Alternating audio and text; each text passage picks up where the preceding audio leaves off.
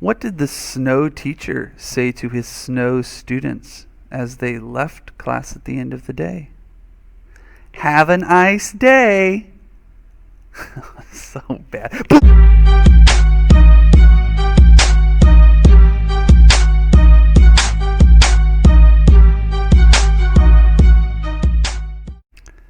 Hello, friends. Welcome back to OMG ELA. We have a continuation of our lesson from the other day, and we're going to look at the Apache girl, Dakina. I think that's how we pronounce it, Dakina. This is such an interesting story, and one that I think in some ways you should be able to relate to because she is turning 13, and most of you are 13. Some of you will be turning 13, and maybe you can relate to this. Some of it might be hard to relate to, like transitioning from childhood to adulthood. A lot of us don't really have an event this elaborate where hundreds of people, well, 50 people, where 50 people are involved in a several day thing and you have to dance for 10 hours, and in some ways we can't really relate to it. But what do you think? What do you think? Would you like there to be a big deal about you changing from a child to an adult? What if it meant that you could sit at the adult table during Thanksgiving instead of sitting with the kids? What if it meant that you could have special time with mom or dad that your other younger brothers and sisters wouldn't be able to have? I think that's part of what is going on here with her, is she's moving into the adult world. So today, what are we doing? Well, we're going to continue with our lesson today. So if you do not have the textbook pulled up already, go ahead and pause the video here and pull it up. Okay, you've paused the video. You have your textbook pulled up. You are right here with this story. Now, last time we watched this video for the first time, we looked at a couple of these activities under Making Meaning. So we click Making Meaning. We did Comparing Text to Media. We looked at the media vocabulary, some of these useful terms. Okay. It might be useful to use some of these today in our writing. And we also completed the first review. This is where we kept notes either on paper or on a separate Word document or Google Doc. And then the last thing we did was the comprehension check, where you answered all of these questions here. Good. So you finished those. Today what we're going to do is the close review and and analyze the media. So these two, close review and analyze the media. And go ahead and click close review. And we're just going to follow the instructions. It says watch the video again, write down. So what am I supposed to do? Write down. Okay, probably in my notebook. Write down any new observations. Okay, so anything new I notice on the second time through. Mr. Faber already watched it a second time. Great, watch it a third time and write down anything new that you find out. Any new observations that seem important. So as I watch it through this time, I'm not going to say, oh, I noticed that this teepee she's in is light brown. That's not important. You might notice it, but it's not important. What might be important is I noticed that her face has this yellow stuff on it, and I wonder what that is. Oh, wait. I remember the first time I watched it said it was pollen. So, okay, maybe that's a new observation. I realized this is pollen on her face. And you go, geez, that's a lot of pollen. Secondly, what questions do you have? And what can you conclude? Questions, and what can I conclude? So for instance, the pollen. I might say, something I noticed, a new observation is the pollen. And a question I have is like, why do they put pollen all over her? Or how do they collect all of this pollen? And my conclusion is, and I think about it, I go, what does pollen represent? Pollen is how plants reproduce. It's how you get new plants. So maybe this is about her growing to an age where she can have kids or something. I know she's way too young for that, but like you transition from a child to an adult, so maybe it's more about that. Like it's about her becoming a woman. So in my notebook, I'm going to write these. I'm going to write a section for observations. You'll do this too. A section for questions. And a section for conclusions. I want you to go ahead and do the same. You can bold it if you want, or underline it. And I want you guys to go ahead and pause the video here and get those 3 things: observations, questions, conclusions. Pause. Okay? You have observations, questions, conclusions. Now, as the example I gave you goes, I'm going to take off my underline and my bold. Same thing here. Take off my bold and my underline. Same thing here. Oh, I don't have one there. Observations. So the first thing I observed was the yellow on her face. Whoops. Her face has yellow paint on it. And then I realized, actually, it's pollen.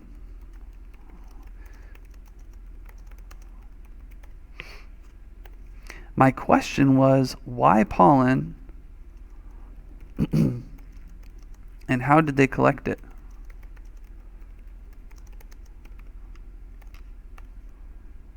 Take off my bold and my underline. And then a conclusion, something I can make a guess or a conclusion about. I think this pollen probably represents her moving into womanhood. Pollen represents the ability to have children. So it represents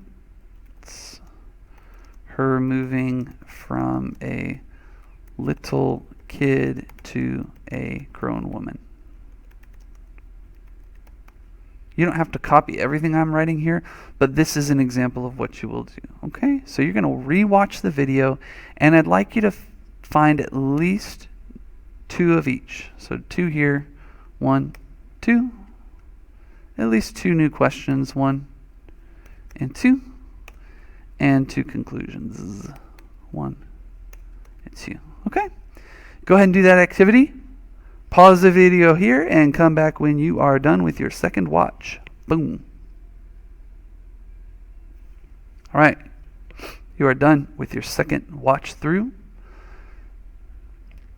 Let's move on to analyze the media. Analyze the media. Media is what is media? Media is a method of taking in information. So, a book is an example of media. A newspaper is an example of media. A video is an example of media. And so when we look at this context and it says analyze the media, we know it's talking about analyze the video.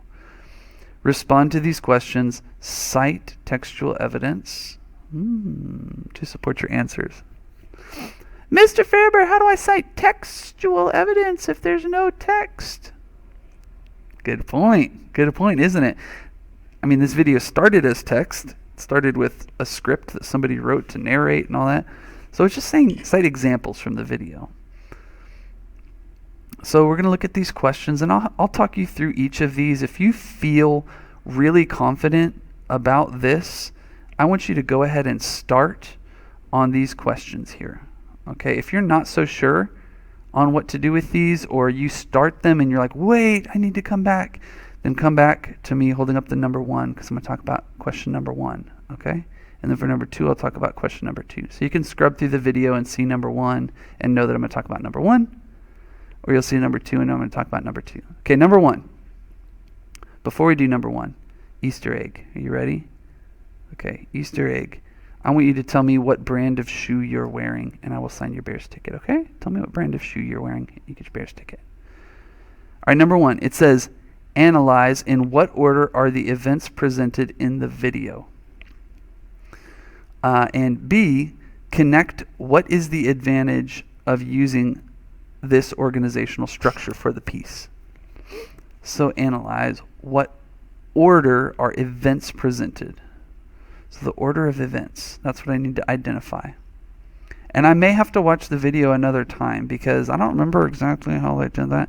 But if I watch the video, I'll be able to understand, do they show me the end first, or do they show me the beginning first? Do they show me her whole life story, part of her life story? Do they go day by day by day, or do they go event by event by event, or do they organize it around different people? How do they organize this video? Okay, I want you to watch it again and think about that. And then what is the advantage of doing it this way? So the way they organized it, why did they organize it this way? Is it useful for teaching somebody something new? Or is it useful for like getting people excited and engaged? Or what is it useful for? Okay, now we're going to talk about number two. Number two. Okay, so number two, it says analyze who is narrating the video. Who is narrating the video? We don't know a lot because we don't see this person's face, but we can hear an accent. We can probably guess whether it's a male or female. We can probably guess the age, right? Or something like an age. And then we're going to evaluate, would the video be more effective or less effective if the story had been told by Dakina herself? What do you think? What do you think? What if it was told by Dakina? Do you think the story would be better, more effective, or less effective? All right, finally, number three. Number three, the essential question. What are some milestones on the path to growing up? This is a big question for us. How does Dakina's coming-of-age ritual symbolize the milestones she has reached on her path to adulthood? How does her ritual symbolize the milestones she has reached? So how far she's come. And we got to think. I might have to watch the video again and go, what are the things she does in the video, and what do they symbolize? Like putting pollen on your face, what does that symbolize? The ability to have children, probably, like, because flowers reproduce with pollen. So maybe this represents her ability to have a family of her own someday. Okay? How do you think the ritual... You'll need more than just that, by the way. More than just the one I gave you, okay? And then, how do you think the ritual helps her achieve this goal? How does the ritual help her achieve this? What does dancing around for 10 hours do to help her become a woman? It's probably not an obvious answer. It's not like, it makes her legs stronger so she can run faster and catch... No, that's not it. It does something, though. There's a reason for it. Maybe it has to do something with everyone else. I don't know. Think about it. Support your response with evidence from the video. All right. That's it. You guys are awesome. Get that done, and then you will be done. You will be done when you're done. Amazing logic. See you guys later. Goodbye.